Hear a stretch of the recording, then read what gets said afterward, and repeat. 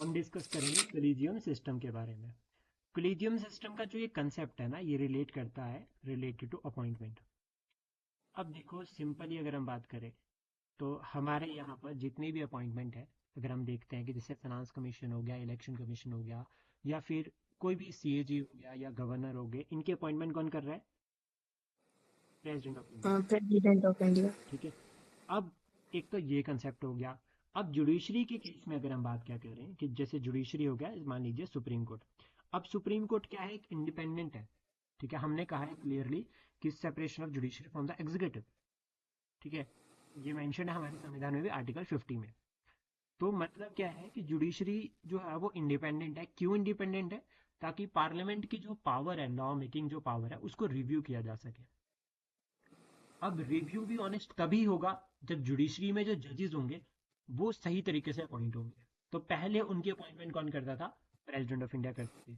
और जनरली क्या होता था कि जो सीनियर मोस्ट मेंबर है वही जो है वो अपॉइंट होता था in Supreme Court as a chief justice of India. But लेकिन हुआ क्या कि 1970 और 80 के बीच में कुछ एक फेरबदल हो गए, जिसमें क्या हुआ कि जब जिसकी चल रही है तो सीनियर जो सीनियर रह गया सीजीआई बनने से और जूनियर बन गया। तो जब कुछ इस तरह का कंसेप्ट चला तो फिर जुडिशरी में ना केसेस आने शुरू हो गए रिलेटेड टू जुडिशियल अपॉइंटमेंट, कि कैसे जजेस को अपॉइंट किया जाएगा। तो फिर 1981 में एक केस आता है, फेमस केस, जिसको फर्स्ट जज केस कहा। अब गेम ना सिर्फ दो वर्ड्स की है, एक है कंसल्टेशन और दूसरा कनकरेंस।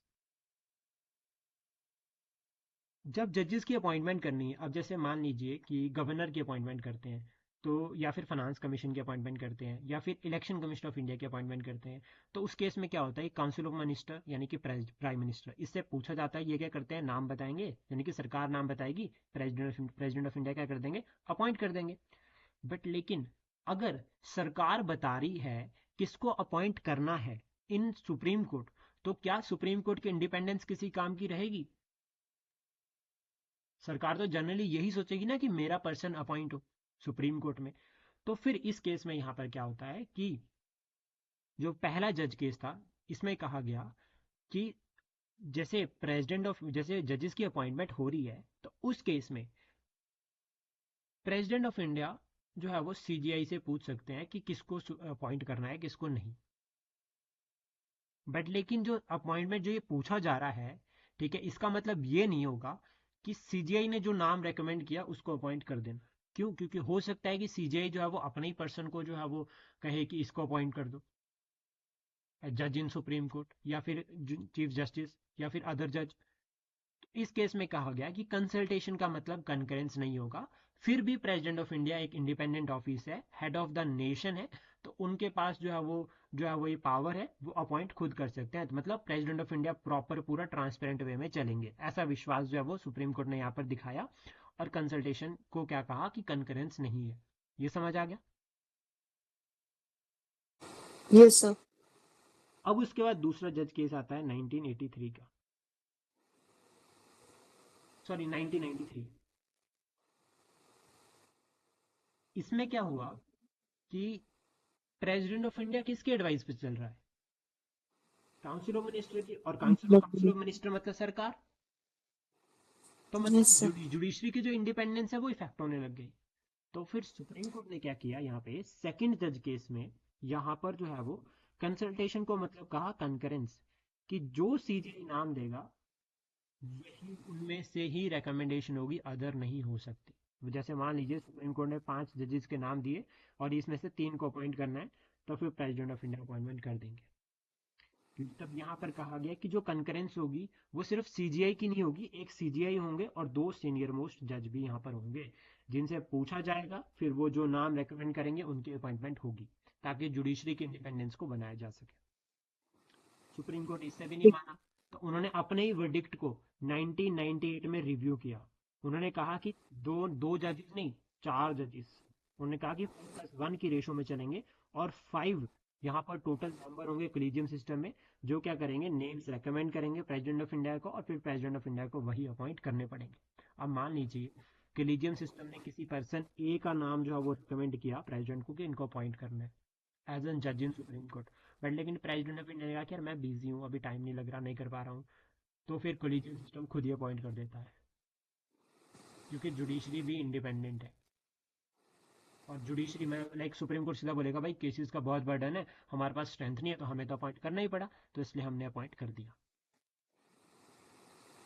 अब यहाँ से क्या क्लियर होती है, यहाँ से क्या सिस्टम चलता है कि फिर सुप्रीम कोर्ट में तो कोलिजियम सिस्टम के पास सुप्रीम पावर होगी, प्रेसिडेंट का होना ना होना क्या मतलब है, कि जजेस तो खुद ही अपॉइंट हो रहे हैं, नाम ही सिर्फ प्रेसिडेंट का चल रहा है।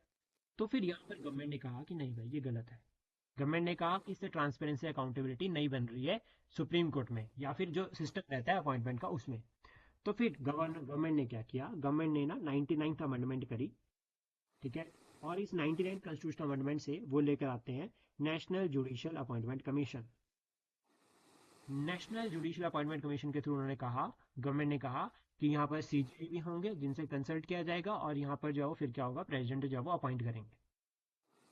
तो गवर्नमेंट ने प्लान किया कि वो रिमूव कर देंगे कलीजियम सिस्टम को, और वो लेकर आ गए national judicial appointment commission for the appointment of जजेस इन सुप्रीम कोर्ट और हाई कोर्ट।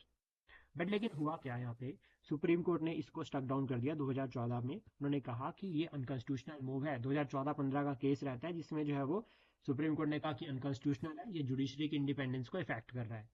क्योंकि ऐसे क्या होगा कि सरकार के जो पर्सन रहेंगे, ठीक है, सरकार का डोमिनेशन हो जाएगा जुडिशरी में। तो फिर सुप्रीम कोर्ट ने इसको स्टक डाउन किया। सुप्रीम कोर्ट ने कहा कि अनकॉन्स्टिट्यूशनल है, और कोलिजियम सिस्टम जो है वो दोबारा से शुरू हो गया।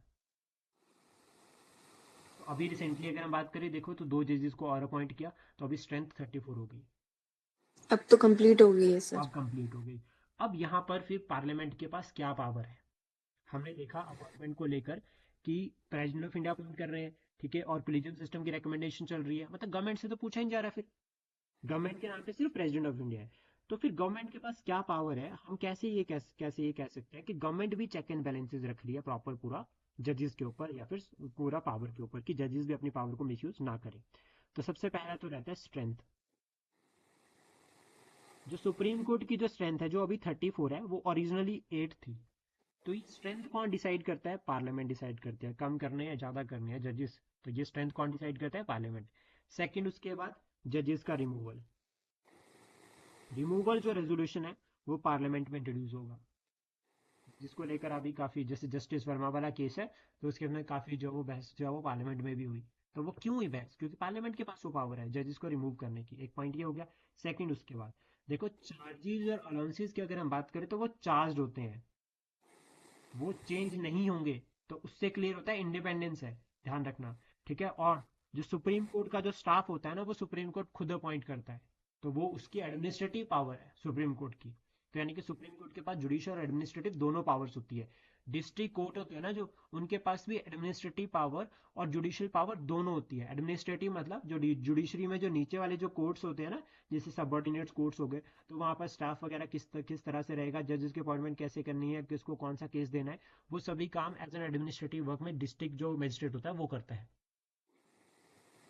तो जुडिशरी के पास, हमारी जुडिशरी के पास एडमिनिस्ट्रेटिव वर्क जो उनका खुद का रहता है वो हो गया एडमिनिस्ट्रेटिव पावर, और जुडिशियल पावर दोनों होती है। एक तो ये पॉइंट हो गया। अब देखो यहाँ पर एक पॉइंट और मैं आपको और भी समझाता हूँ कि आर्टिकल 50 में क्लियरली बोला है एग्जीक्यूटिव से जुडिशरी का सेपरेशन। लेजिस्लेचर वहां पे बोला, एग्जीक्यूटिव बोला, क्यों, क्योंकि एग्जीक्यूटिव अपॉइंट करता है। तो अपॉइंटमेंट के केस में हमने कलीजियम सिस्टम को लाया, वो नाम रेकमेंड करेगा और अपॉइंटमेंट होगी। चेक एंड बैलेंसेस के अंदर, क्योंकि हमने ये कहा है ना कि हमारे यहाँ पर तो कॉन्स्टिट्यूशन सुप्रीम है, कॉन्स्टिट्यूशन के अंदर पार्लियामेंट है, ठीक है, कॉन्स्टिट्यूशन के अंदर प्रेसिडेंट है, और कॉन्स्टिट्यूशन के अंदर ही जो है वो क्या है, जुडिशरी है। 3 विंग आते हैं ना। अगर हम नॉर्मली देखेंगे तो पार्लियामेंट क्या होगा, लेजिस्लेटिव विंग हो गया, प्रेसिडेंट काउंसिल ऑफ मिनिस्टर क्या होगी, एग्जीक्यूटिव विंग हो गया, और जुडिशरी क्या होगा, आपका जुडिशियल विंग हो। एग्जीक्यूटिव, लेजिस्लेटिव, जुडिशरी, तीनों विंग हो गए। तीनों किसके अंदर आते हैं, संविधान के अंदर आते हैं। और जुडिशियल ये रिव्यू की पावर जो है वो एग्जीक्यूटिव और लेजिस्लेटिव को चेक करने के लिए किसके पास होती है, जुडिशरी के पास होती है। हाई कोर्ट के पास भी पावर होगी, और जो आपके सुप्रीम कोर्ट है उसके पास भी पावर होगी। अब क्लियर हुआ। Yes sir.